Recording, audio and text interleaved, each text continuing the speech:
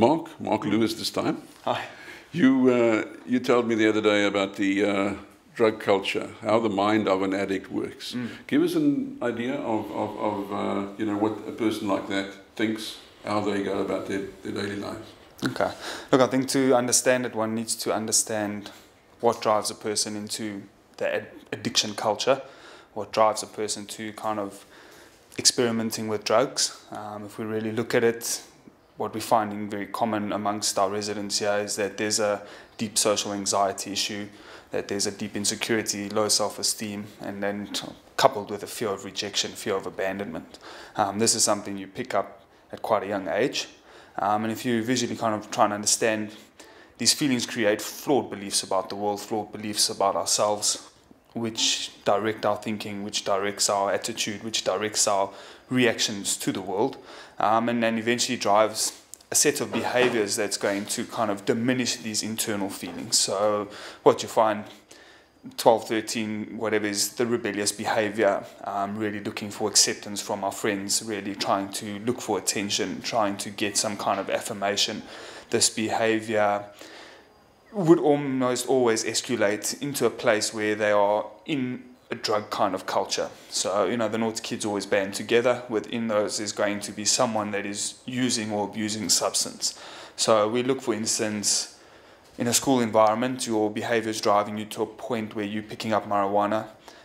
You're then going to be introduced to a whole bunch of other people that are smoking marijuana. So what you're saying, sorry to interrupt, but what you're saying is it's not necessarily peer pressure. It's a desire from the individual's side to become involved. Absolutely. Look, it's not a peer pressure thing. You know, this myth of drug dealers pushing sweets through the fence, you know, of people really kind of like tying you down and making you use drugs. It's not like that. By the time I'm at a place where I was getting introduced to a substance, the people and the world that I was in made it look like this was just a norm. So it made it look like this was acceptable behavior, and more so out of curiosity was I attempting to try the substance. So yes, there was a level of me wanting to fit into my group of friends, but I was already kind of in that group. What they were doing is what looked like normal to me. And then it snowballs. And that snowballs from there. So you've got the marijuana culture. I meet people I'm smoking marijuana with. I'm learning from them how to behave. I'm learning from them how to dress. I'm learning from them beliefs and attitudes. Within that group, I'm going to meet possibly somebody through a period of time that's taking a different substance. I'm going to be introduced to a slightly different take on the culture. Probably introduced to a more harder substance. So the party drugs, cat, cocaine, ecstasy. That's going to introduce me to a different culture, the party culture, ecstasy culture, that comes with different beliefs, different values, still intertwined with the network of marijuana smokers, and so it builds on with each other. Through that other network, I'm going to be introduced to crack, to heroin, to crystal meth, and be introduced to different networks, tribal networks as they like to call them. All these tribal networks interlinked, share beliefs, share group norms, share patterns of behavior, share values and morals. And they all interlink, create a bigger culture of addiction. And language, is there a certain language that they speak? Very much so. You've got language, you've got body posture, you've got non-verbal communication, you've got handshakes. You know, I know people in the culture are going to be laughing at me, but you really do have that kind of handshake thing. You can see, an addict can see another addict from a mile away just by the kind of style of walk they've got, just by the kind of confidence that they carry, just by the type of eye contact they make with you or don't make with you.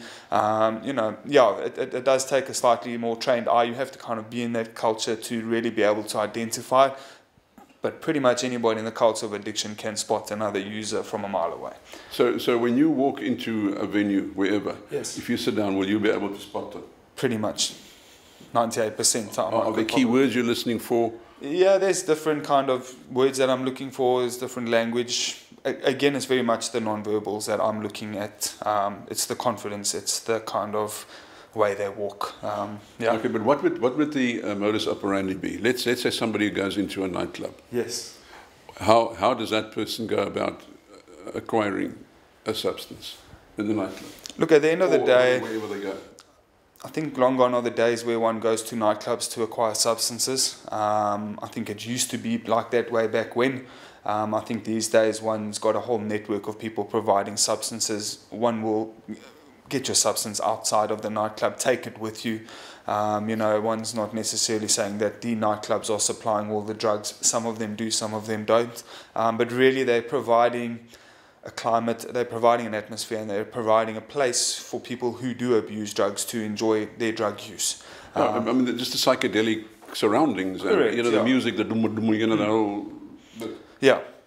But again, one doesn't necessarily have to say that everybody in the club is abusing substance. Eh? So, look, I can phone somebody to bring me drugs and then go to the club. I don't necessarily need to go to the clubs to get the drugs. The drugs are available everywhere. Yeah, and again, alcohol is also, correct, it's there, it plays a big role. Yeah. So, look, the club life forms part of the culture of addiction. It does form a whole way of behavior, and it does form a whole lifestyle. So you are going to find that those that are using the party drugs, the cat, the cocaine, the ecstasies, are going to be within that lifestyle, that club lifestyle. They're going to be in the clubs, they're going to be dancing, drinking, having fun, and going home. You showed, the other day you showed me a video presentation of, you know, the graphics and the circles Sure. of the culture. Just take us through that. Okay, well, look, if we look here on the south coast, if we look, say, in Margate, you're going to have different tribal networks, like I was talking about just now, the marijuana, the party drugs, the crack, the heroin, the crystal meth. They're all interlinked. They all know one another. They're interlinked through dealers. They're interlinked through clubs. They're interlinked through a whole bunch of different people. I mean, it's happening here now. Absolutely. So we've got a drug culture within Margate, for instance, or within KZN. So the drug culture in Durban, and I'll use Durban because it's a much bigger population, has its own values and norms, which is slightly different to the drug culture in Gauteng, which would be slightly different to the drug culture in Cape Town. However, they are all still interlinked. I mean, I've used substances in all the provinces, and I can quite easily fit into each drug culture and know exactly how to operate. So we interlink KwaZulu-Natal, Gauteng, Cape Town. Those different networks create drug cultures, which creates a South African drug culture, which is very similar to the United Kingdom's drug culture, very similar to Australia's drug culture, very similar to America's drug culture. So what you got is a worldwide network of drug cultures. And I've experienced drugs in USA, in the UK, and in some of the European countries. The cultures are very, very, very similar. The attitudes, the beliefs, the norms, the behaviors, the dress codes, everything is similar, which starts to make a person think, how cleverly set up is this whole network in order that it creates a platform to sustain, encourage, and promote drug use. Yeah, but surely, aren't you guys fighting a losing, or whoever is involved fighting a losing battle? Yes, we are. I suppose the problem continues to get worse. If one starts to understand concepts as hereditary disease, one can understand that slowly but surely the problem is going to continue to escalate. I suppose today's world, there's a lot more money, there's a lot more availability, and there's a lot more things to do. At the same time, there's also a lot of boredom going on. And role models, it's acceptable. I mean, just look at Justin Bieber. I mean, he's a role model now. Sure. Yeah, look, they're all very much involved within that culture. If you look at all the hip-hop artists, you look at all the pop artists, you know, they are the ones providing the music for the culture of addiction. So they are role modeling the culture of addiction, you know, role modeling fancy cars, role modeling the ladies, the guys, role modeling the nightlife. You know, they're just presenting a lifestyle that comes hand in hand with the culture of addiction. So, you know, the culture promises a lifestyle. It gives you a sense of identity. It gives you a sense of belonging, which, like I said in the beginning, if you struggle with anxiety, low self-esteem, if culture can provide you with that identity, with that purpose, you're going to take it with both hands. Initially, the lifestyle that it does give you is giving you exactly what it promises, and it's only over a kind of period of time that you start to experience the consequences. Mark, you obviously also had a good rid of a monkey on your back at some stage. A couple, yeah. A couple. Tell us about it. Look, I think I also experimented with my first substance, being Tipex thinners. How old were you? I was 13. I didn't know at the time that I was using substance. It was just something that my friend was doing. I tried it out and it felt different. I had no cognitive ability to understand that I was getting high. My behavior escalated at that point to bunking out of the house, bunking school, smoking cigarettes. Got to a point at the age of 15, 16, where I started experimenting with marijuana, and that quickly became a daily affair for me. That quickly became bunking school.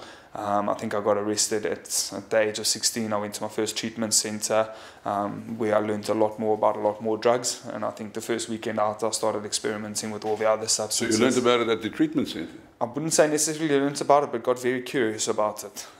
Yeah, no, I saw and I heard a lot of stories, and so I thought I needed to give that a try. I suppose at that age I hadn't experienced the consequences of addiction, so I thought I was still very much in control and everybody was exaggerating. Yeah, that progressed through cocaine. I went to the UK, my addiction skyrocketed there, and eventually, like most addictions, landed me in crack and heroin, yeah, which took me out very, very quickly. And I came to SCRC as my third treatment attempt here at South Coast Recovery Centre in 2003, 2004. Yeah. And you're over it now?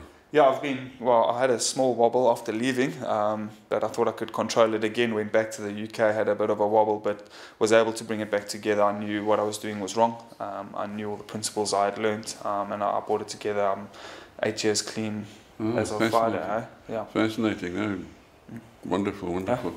So, yeah. Thank you very much, Mark. Cool. It's been wonderful talking to you. Thanks. Appreciate it. Best of luck. Cool.